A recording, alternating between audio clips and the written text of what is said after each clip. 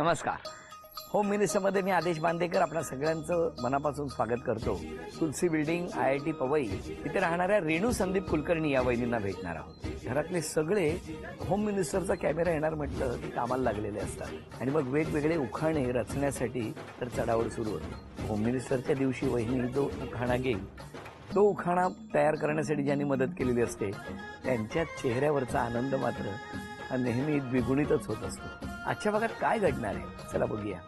भेटूया कुलकर्णी कुटुंबाला.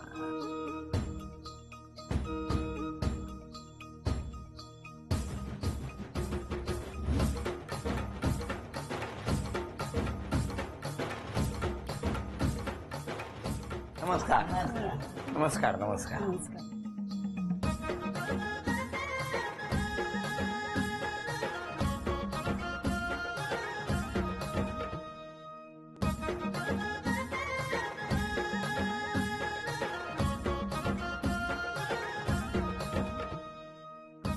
घ्या उखाणा. कल्पना नसतानाही होम मिनिस्टरमध्ये जाण्याचा मिळाला सन्मान. संदीपचे नाव घेते राखून आदेश भाऊजींचा मान. द्या ओळख करून सगळ्यांची. मी रेणू संदीप कुलकर्णी. माझे मिस्टर संदीप कुलकर्णी. नमस्कार. माझा मुलगा अर्णव. हॅलो. माझी मुलगी आर्या. बरं. माझ्या चुलत सासूबाई. नमस्कार. सासरे. नमस्कार. माझे दीर. नमस्कार. जाऊ. नमस्कार. आणि तिचे 2 मुलं. बरं. आणि बाकी आमच्या बिल्डिंग मधले सगळे मित्रमैत्रिणी. नमस्कार सगळ्यांना. नमस्कार. सुरुवात करूया आजच्या गप्पांना.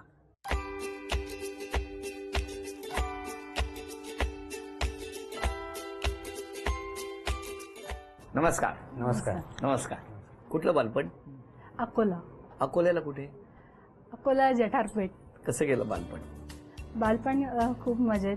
तुमचं बालपण कुठलं? माझं बालपण जळगाव जामोद, एक खेडेगाव आहे. आता काय करता तुम्ही? आता माझा MSc झालेला आहे. MSc बायोकेमिस्ट्री झाला आणि इथे मी IIT मध्ये प्रोजेक्ट स्टाफ म्हणून काम करते आहे. आपण? मी प्रायव्हेट याच्यात आहे. माझं PhD झालं. बर. हां, बायोकेमिस्ट्रीमध्ये. पण मग तुमची केमिस्ट्री कशी जुळली? दोघे प्रश्न गोड हसलेले आहेत. सांगा बाई. सोबत होतो शिकायला आम्ही. हो. हां, BSc ला आणि MSc दोघं आम्ही सोबतच केलेलं. शिक्षण केलं ना, ठीक आहे ना. म्हणजे BSc पर्यंत तर नुसती ओळख होती किंवा फ्रेंड होतो. MSc होता होता थोडी मैत्री वाढली आणि मग विचार केला की काय इंटरेस्ट आहे का की लाईफ पार्टनर बनण्याचा. कोणी विचारलं? असं म्हणजे ऍक्च्युली यांनी विचारलं. काय हो? हां, मीच विचारलं. मला पुष्कळ दिवसाचं बघत होतो तिला. म्हटलं एकदा विचारावं, पण डेअरिंग हा एक मोठा प्रश्न आहे. बर. विचारावं कसं, आणि डीनची मुलगी. अरे बापरे. मग विचारावं, मग तरी केली डेअरिंग. विचारलं, म्हटलं तू बनशील का? ती म्हणे एक अट आहे. म्हटलं अट कोणती? तू जाडा व्हायला पाहिजे. काय अटी असतात नाही? हा, मग? कारण मी तेव्हा खूप बारीक होतो. अच्छा, ठीक आहे म्हटलं, मी प्रयत्न करेल, ते माझ्या हातात नाही. मग हो म्हणे, पण म्हणे आम्ही पळून जाऊन लग्न करणार नाही. बरोबर आहे. करेल तर आईवडिलांच्या संमतीनेच करेल आणि अरेंज मॅरेजच करेल. तर ठीक आहे म्हटलं, आपण वाट बघू. मग तुमच्या घरी कळलं नाही जराही? घरी म्हणजे थोड्या दिवसानंतर कळलं. कसं काय?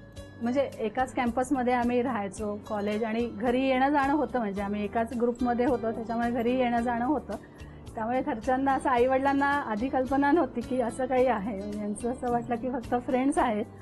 पण मग थोड्या दिवसांनी जेव्हा कळलं की हे यांचं जरा दोघं जण जास्ती क्लोज आहेत, तर तेव्हा आईवडिलांचं म्हणणं हे होतं म्हणजे की अजून तुम्ही शिकता आहेत, अजून नोकरीला वगैरे लागायचे आहेत, त्याच्यामुळे सध्या म्हणजे तुम्ही काही लग्नाचा वगैरे विचार करायला नको. आणि त्यांना असं होतं की जर लग्न करेल तर कोण एखादा सेटल्ड मुलगा असेल त्याच्यासोबत लग्न करणार. तर प्रत्येक आईवडील तोच विचार करणार.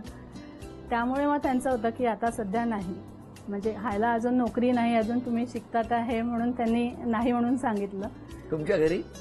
आमच्या घरी तसा काही प्रॉब्लेम नव्हता. कळलं कसं तुमच्या घरी? मी सांगितलं. अरे वा, सगळीकडे डेअरिंग केली आहे तुम्ही. घरच्यांना काही प्रॉब्लेम नव्हता. पण तुम्ही तिकडे गेला होता त्यांच्या गावात कधी? हो, गेले होते. कधी? लग्न म्हणजे हे सगळं शिक्षणाच्या वेळी? शिक्षणाच्या वेळी म्हणजे एका लग्नासाठी गेलो होतो तिकडे.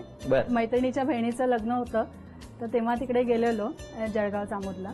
तर तेव्हा गेली होती, तेव्हा त्यांचं घर वगैरे सगळं बघितलं होतं तिकडे. आणि म्हणजे आईवडिलांना त्यांच्या तर माहिती होतं आणि त्यांना पसंत होतं, म्हणजे त्यांच्याकडून काही प्रॉब्लेम नव्हता. मग तुमच्याकडे कसं काय कन्व्हिन्स केलं?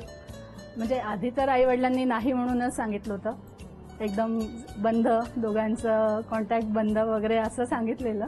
मग केलं होतं बंद तुम्ही? पूर्ण बंद नव्हता, फ्रेंड्सच्या थ्रू थोडासा होतं कॉन्टॅक्टमध्ये. पण आईवडिलांनी मग दुसरे स्थळ वगैरे बघणं चालू केलं होतं. मग आणि मग झाले 2-4 ठिकाणी दाखवण्याचे कार्यक्रम सुद्धा झाले आणि 1-2 ठिकाणाहून होकार पण आला होता. आणि एक तर म्हणजे ठिकाण फायनल होण्याला आलं होतं, अगदी लग्न सगळीकडनं पसंत होतं, पत्रिका जुळल्या, सगळं झालंय, फायनल होणार होतं. मग शेवटी मी त्या मुलाला सांगितलं की मला दुसऱ्या मुलाशी लग्न करायचं आहे, तर तुम्ही नकार द्या, असं मी त्यांना सांगितलं. आणि असं वाटलं होतं की तो साथ देईल म्हणून. झी मराठीवरची मालिकाच वाटायला लागली मला. हो, तो सिनेमा स्टाईलच. सिनेमा स्टाईलच तर झालं. पण त्या मुलाने माझ्या घरच्यांना सांगितलं की तुमची मुलगी अशी म्हणते आहे म्हणून. तेव्हा मग सगळ्यांना समजलं. आणि मग तेव्हा वडिलांनी तसे तर आधी तयार नव्हते, पण मग माझे काका, माझे जिजाजी, बहिणी, मोठी बहीण, मग सगळ्यांनी कन्व्हिन्स केलं की तिला इच्छा आहे तर आपण मनाविरुद्ध लग्न करून देण्यात काही अर्थ नाही. आणि दोघं जण एका फील्डचे आहेत, सोबत शिकलेले, एकमेकांना ओळखतात, तर म्हणे नोकरी तर आपल्याला नोकरी लागल्यानंतरच लग्न करा, तर तुम्ही तयार व्हा. मग शेवटी वडील तयार झाले, आई वडील तयार झाले आणि आनंदाने लग्न करून दिलं. Very good. काय हो लग्नाची तारीख? लग्नाची तारीख आहे 16 डिसेंबर. 16 वर्ष झाली. 16 वर्ष विसरले बघा. 16 वर्ष झाली. 16 वर्ष झाली. आता तुम्ही 16 डिसेंबर म्हटलं. 16 डिसेंबर 16 वर्ष झाली. किती? आणि 7 डिसेंबर म्हणून 2000. मी विचारला होता प्रश्न. म्हणून तुम्ही त्यांना टेस्ट करायला विचार.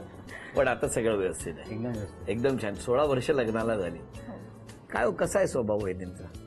एकदम फ्री आहे, मनमिळावू आहे आणि तिला खोटं आवडत नाही. बरं. आणि स्ट्रेट आहे. अच्छा, म्हणजे काय ते लगेच ते बोलणार? काय ते लगेच. आणि एकदा ठरवलं तर ठरवलं, कारण ते मी नंतर अनुभवलं. लग्नानंतर एक डायरी मिळाली मला.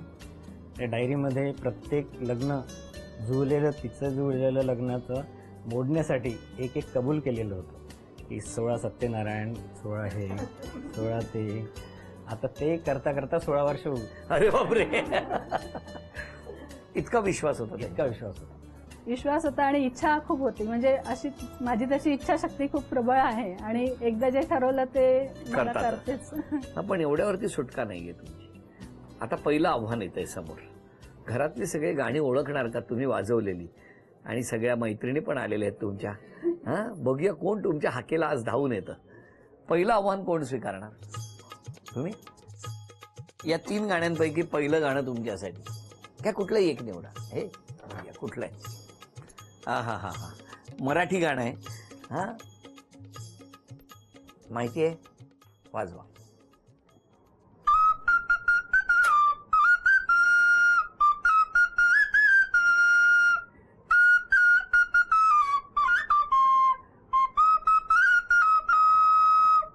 परत एकदा.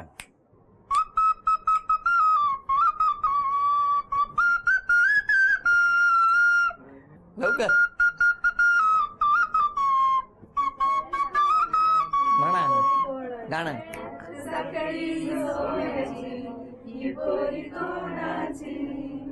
चला, हे पहिलं बक्षीस तुम्हाला मिळालं, अभिनंदन. आता तुमच्याकडे बघूया आता कुठलं गाणं येणार तुमच्यासाठी. मराठी गाणं आहे. बापरे. 1 2 3.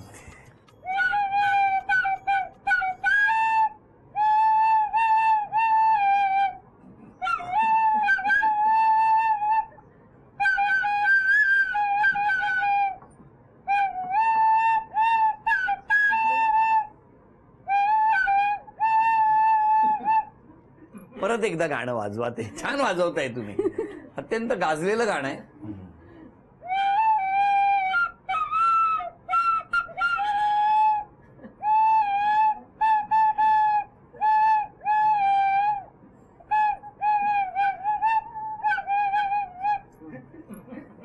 बघा, प्रयत्न करा माऊली, जमेल.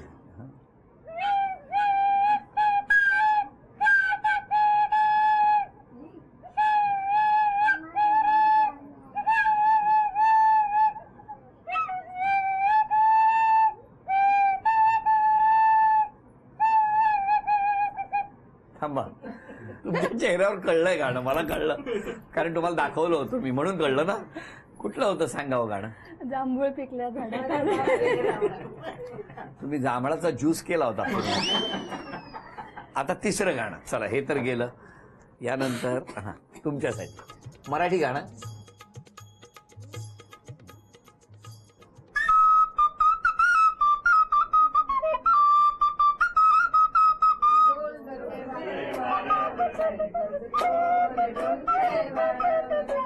हे घ्या, अभिनंदन.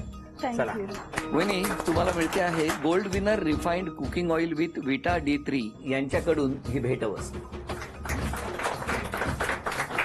आणि आता 2 चिठ्ठ्या बघूया कुणाच्या आहेत. मधुरा खानजोडे,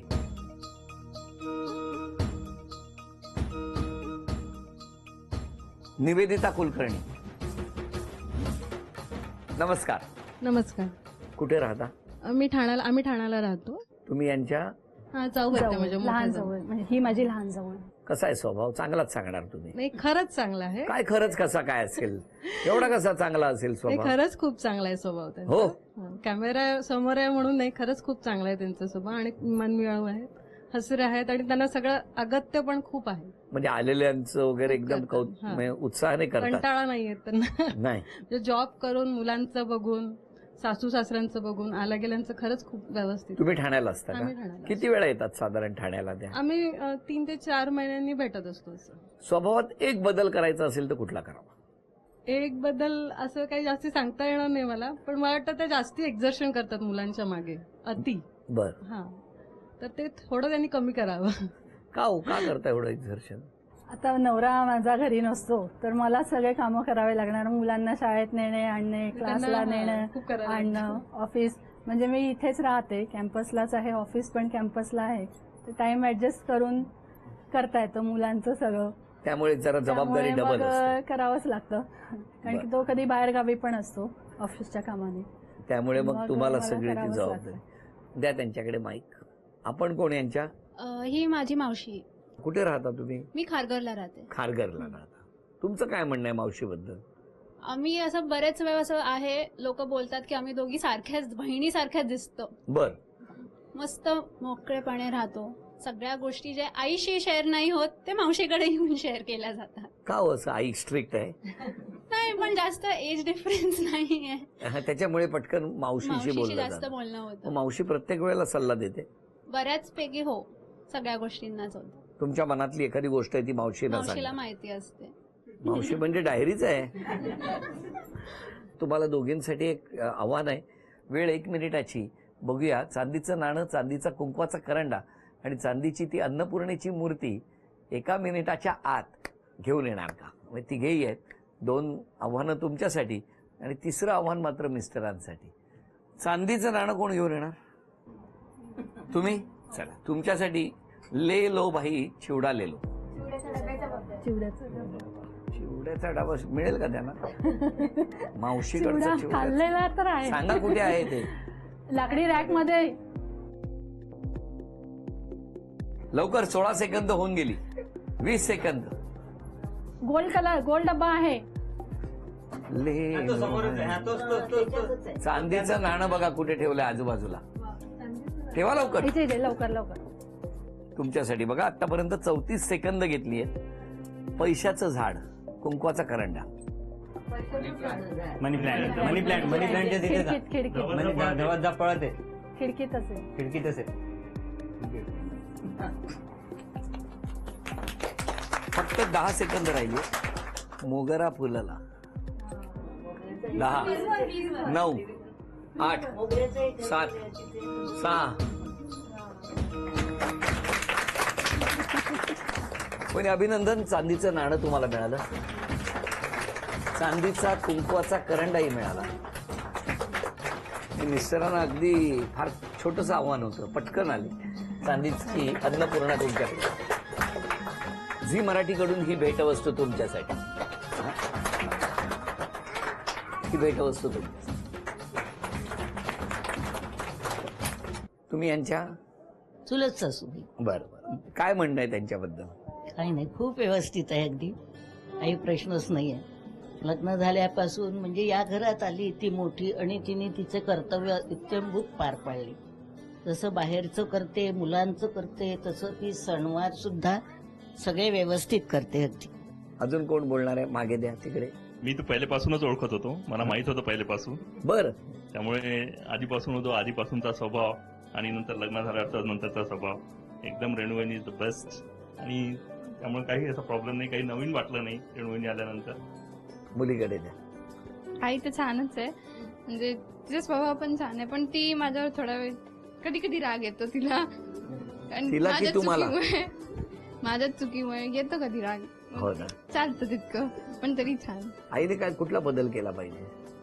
थोडं चिडणं कमी करायला पाहिजे माझ्यावर. हो का? त्यासाठी आपण तसं वागलं पाहिजे ना.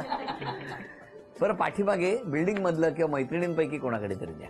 बहिणी खूपच शांत आहेत, कोणावर ओरडतही नाही, सिंपल आणि म्हणजे छानच आहेत, सगळं ओव्हरऑल छानच आहेत. पण त्यांनी कुठला बदल केला पाहिजे का हो स्वभावात? बदल म्हणजे त्यांनी थोडं मला वाटतं स्ट्रिक्ट राहिलं पाहिजे, कारण खूपच शांत आहेत त्या. मी तर कधी ओरडलेलं असं त्यांना पाहिलंच नाहीये. नाही का? थोडं स्ट्रिक्ट राहिलं तर चालेल. की मुलीचा जीव इथपर्यंत आलाय. आता मला तुम्हाला विचारायचंय, या सगळ्यांनी सांगितलं तुमच्यात थोडा थोडा कुठला बदल अपेक्षित आहे, तुमचं काय म्हणणं आहे? हो, आता सगळ्या म्हणजे मुलीचं म्हणणं आहे की जरा जास्ती रागवते आणि याचं म्हणणं आहे की जरा जास्ती मागे लागते प्रत्येक कामासाठी. ते कमी करावं अशी त्यांची इच्छा आहे, तर तो बदल मी करायचा प्रयत्न करेन. पण होईल वाटतं तुम्हाला? होईल होईल, काय मी एकदा जे ठरवते ते करते. तुमचं काय म्हणणं आहे? होईल होईल बदल होईल? होईल. पण केवढा होईल, किती पर्सेंटमध्ये होईल हे 1% तर होईल. होईल ना. माझ्या येण्याने एवढं तरी होईल. होईल होईल होईल, प्रश्नच येत नाही. बरं, मला तुम्हाला विचारायचं, आज क्षमा मागायची असेल तर कोणाची, आणि धन्यवाद द्यायचे तर कोणाला द्या? क्षमा मागायची असेल तर मी फॅमिलीची क्षमा मागेल, आई वडिलांची, काका काकूची, सगळ्यांची, की माझ्याच्यानी काही चुकलं असेल, पास्टमध्ये चुकलं असेल तर त्यांनी मला माफ करावं. आणि धन्यवाद कोणाला देणार? धन्यवाद पण त्यांनाच दिले, कारण की त्यांनी मला या पृथ्वीवर आणलं आणि इथपर्यंत आता मी जो पोचलो आहे हे फक्त त्यांच्यामुळेच पोचलेलो आहे. आता कुठे आई बाबा? आई बाबा गावी गेलेत, आता गावी गेले. कार्यक्रम बघतील तेव्हा कार्यक्रम बघतील तेव्हा त्यांना आनंद होईल. आनंद होईल, नक्कीच. आनंद होईल. आणि त्यांना मी सांगेन, तुमच्या सुनेने सांगितलं होतं की आई बाबा गावी गेले की या म्हणून. असं नाहीये. शूटिंग बऱ्याचदा अचानक ठरतं, अचानक फोन येतो आणि मग ठरतं. आई बाबा आज अचानक इथे चित्रीकरण झालेलं आहे, काय ओरडायचं असेल तर मला ओरडा. बर, तुम्ही क्षमा मागायची तर कोणाची आणि धन्यवाद द्यायचे तर कोणाला? क्षमा मी सुद्धा माझ्या परिवाराची मागेल, माझ्या म्हणजे आई वडिलांची मागेल. वडील तर आता नाही आहेत या जगात, पण तेव्हा जो काही मी लग्नासाठी माझ्या आई वडिलांना त्रास दिला त्यासाठी मी त्यांची क्षमा जरूर मागेल. आणि धन्यवाद? आणि धन्यवाद पण आई वडिलांना आणि त्या परिवाराला देईल की त्यांनी शेवटी माझी इच्छा पूर्ण केली. आणि इकडे पण सासू सासरे आणि या परिवाराला पण धन्यवाद देईल की त्यांनी मला ऍक्सेप्ट केलं. तुम्हा दोघांनाही खूप मनापासून शुभेच्छा. या ठिकाणी आलेल्या सगळ्यांना शुभेच्छा. आणि या शुभेच्छांबरोबरच झी मराठीकडून एक छोटीशी भेटवस्तू मिस्टरांसाठी.